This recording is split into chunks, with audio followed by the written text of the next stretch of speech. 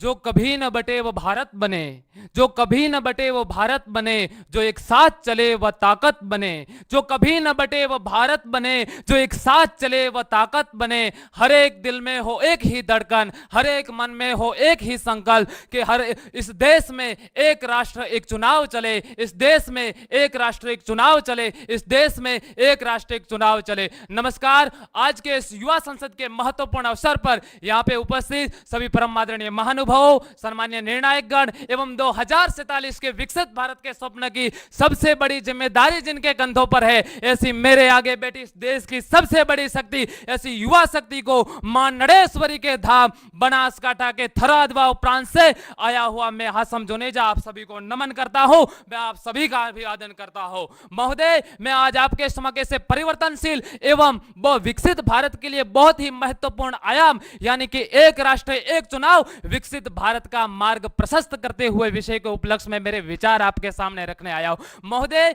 मैं इस विषय को 3 विभिन्न दृष्टिकोण से समझता हूं। जब इस विषय को मैं ये समझता हूं कि अगर हम इस विषय को समझना चाहते हैं पूरी तरह से, तो सबसे पहले हमें यह समझना होगा कि ये एक राष्ट्र एक चुनाव की प्रक्रिया है क्या, और दूसरी बात ये कि ये एक राष्ट्र एक चुनाव की प्रक्रिया है तो इसकी अनिवार्यता अभी हमें क्यों हुई है, और तीसरी बात ये है कि ये एक राष्ट्र एक चुनाव की प्रक्रिया हमारे विकसित भारत का मार्ग कैसे प्रस्तुत करेगी। तो साथियों, मैं सबसे पहले बात करना चाहूंगा कि ये एक राष्ट्र एक चुनाव की प्रक्रिया क्या है। तो अगर सरल शब्दों में कहा जाए तो एक राष्ट्र एक चुनाव की प्रक्रिया पंचायत से लेकर पार्लियामेंट तक के सभी चुनाव एक साथ करवाने की बात करते हैं। महोदय, एक राष्ट्रीय एक चुनाव प्रक्रिया मेरे मतानुसार कोई राजनीतिक सुधार नहीं है, बल्कि इस देश के लोकतांत्रिक नींव को मजबूत करने के लिए और देश के विकास एवं इस देश के जो हमारे संवैधानिक संस्था है या फिर हमारे जो सुशासन है उसे एक नई दिशा एवं नई गति देने का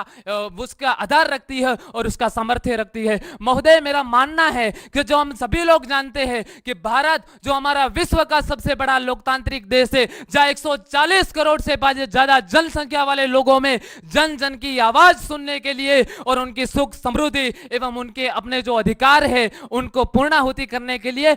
हमारे देश की इस लोकतांत्रिक जो व्यवस्था है उसमें त्रिस्तरीय चुनाव के माध्यम से अपने जनप्रतिनिधियों के चुनते हैं। लेकिन महोदय, ये जो सारे जनप्रतिनिधि है उसका चुनाव करते हैं, लेकिन महोदय इसमें बहुत सारा पैसा वो खर्च होता है। लेकिन एक राष्ट्र एक चुनाव के साथ अगर ये किया जाए तो हम इसका जो पैसा है वे खर्च बचा सकते हैं और विकसित भारत में निर्माण कर सकते। महोदय, वही एक राष्ट्र एक चुनाव की जो प्रक्रिया है इस प्रक्रिया के माध्यम से हम जो इसमें कह सकते हैं कि जो मतदाता है उसमें भी वृद्धि कर सकते हैं, क्योंकि जो सारे चुनाव अलग अलग समय में होते हैं तो किसी भी कारण अपने जो निर्वाचन क्षेत्र है उससे बाहर रहने वाले लोग वहां पे मतदान करने के लिए नहीं आएंगे। लेकिन इसमें अगर जो वो साथ होंगे तो आ सकेंगे। मैं अंत में यही करूंगा कि गीता का ज्ञान सुने सुने हम सुने न सुने, हम धरती का यश गान सुने, हम शब्द कीर्तन सुन न सके, भारत माँ का जय गान सुने, और परवरदिगार में तेरे द्वार पर ले पुकार ये कहता हूं, चाहे अजान न सुने कान पर जय जय हिंदुस्तान सुने, जीते जी इसका मान रखे मरकर मर्यादा याद रहे, हम रहे नरेश दुनिया में इसकी सज्जा आबाद रहे।